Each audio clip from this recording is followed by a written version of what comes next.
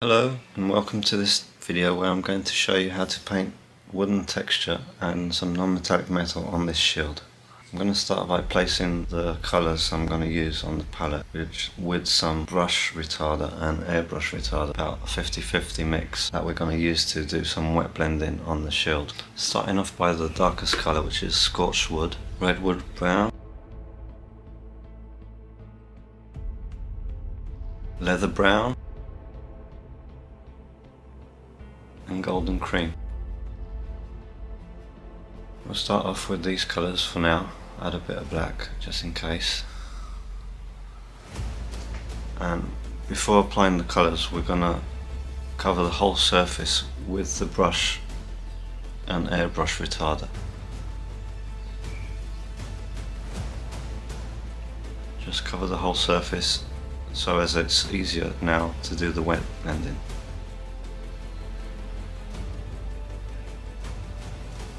Start with the dark colour and add it to the lower part of the shield.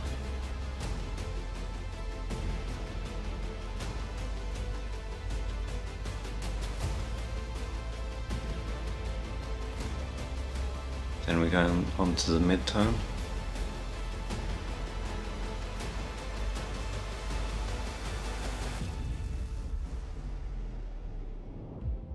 Now we go into the lighter colour for the top part.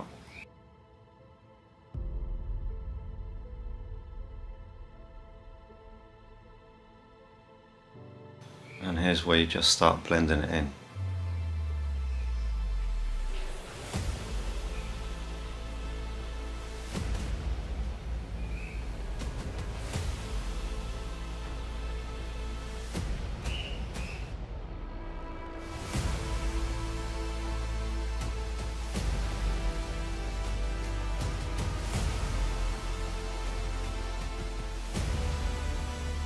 Once we're happy with that, we can hit it with the hairdryer to lock the colours in place. Now we're going to start drawing the wooden texture over that base colour.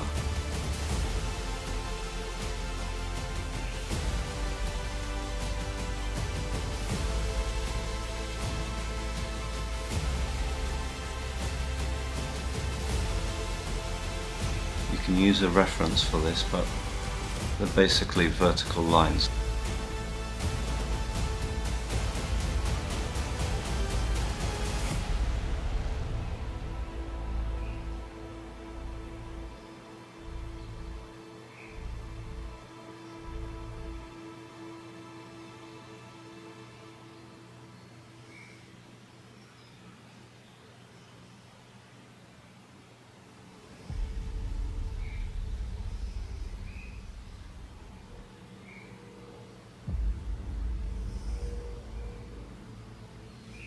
Here I'm just going back and forth with the lighter colours, drawing the textures, the lines, and then going over them with the glaze of the darker colours to soften the transitions and integrate the texture.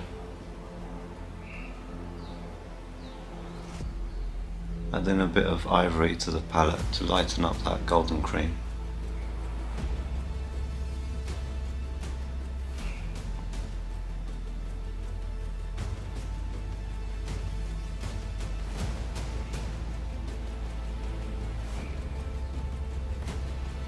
Now I'm using one of these new dips from GreenStuff to give it a bit of a weathered look.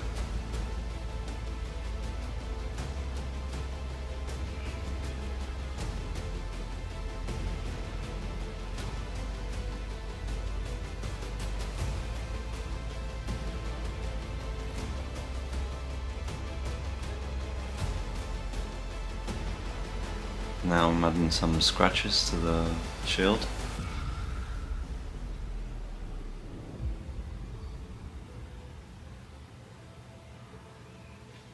Okay, and now we're moving on to the non-metallic metal. I always like to start the non-metallic metal with a black undercoat. So all the metallic parts of the shield will be covered in black.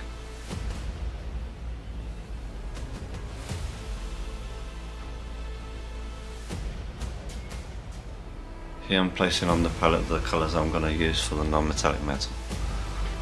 The darkest colour will be Black Root Grey, followed by Mirage Blue, then a Walden Grey, Moon Mist Grey, and for the final highlight, the Nuclear White. So first I'm going to start the sketch of the non-metallic metal with the Black Root Grey. These will be the main reflections of the non-metallic metal that we'll be working up, going through the highlights.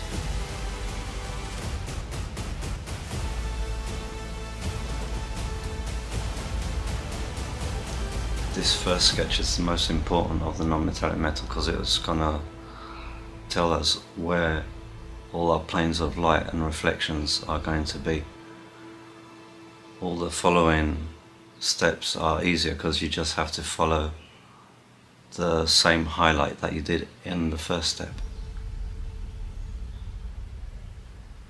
The only difference is in each step we'll be reducing each time the area of application.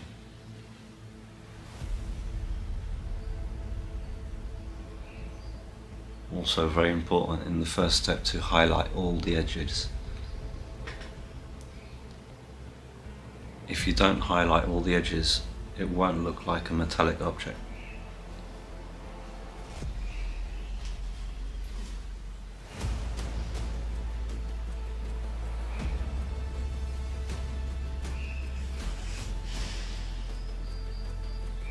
And all the parts I leave in black, in dark shadow, I like to add some scratches to give it a bit of weathering and make that area a bit more interesting instead of leaving it just in black.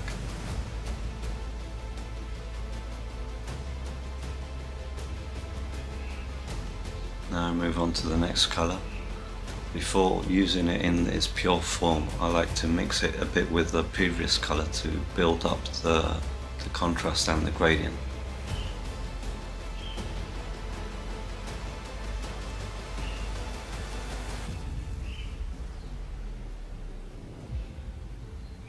As you can see, it's just a matter of painting the same highlight as the first step, but just reducing the area of application each time.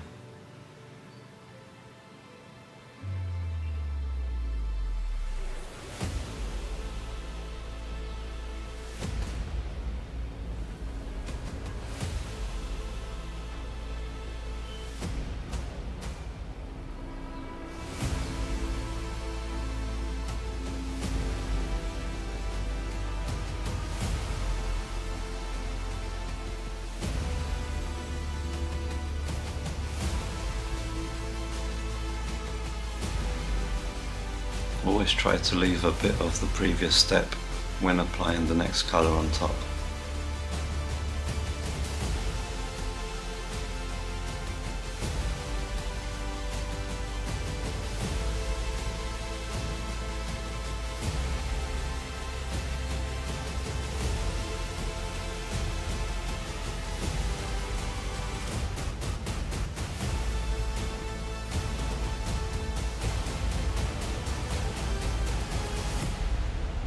Now for the final highlight in white, I only use a few dots specifically placed in the center of the highlights. Now I'm going to use a couple of dipping inks to give a bit of color to the metallics. With the Azure dip, we're going to cover the highlights that are facing upwards as if the sky color was reflecting off the metallic.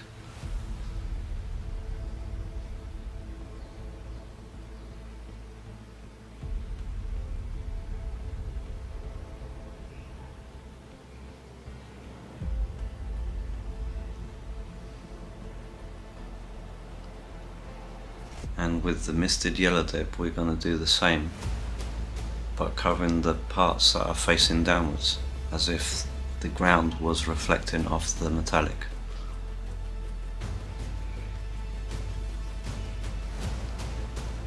Now I go back to the white and place the highlights again.